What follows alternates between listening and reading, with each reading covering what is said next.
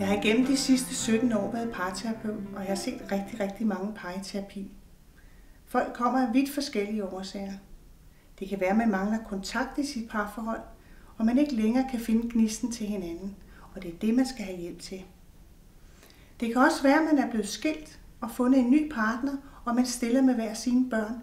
Det er også en af de problematikker, jeg har set rigtig mange gange, at man har brug for hjælp til at acceptere hinandens børn. Det kan være, der er tale om utroskab, og utroskab er altid svært at komme sig over, fordi der mister man trygheden og tilliden, og den skal genskabes igen, og forståelsen for, hvorfor gik det galt.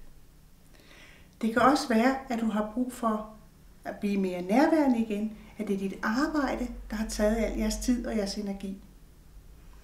I er velkommen til at ringe til mig på 20 60 42 42 og få den professionelle hjælp, som I har brug for.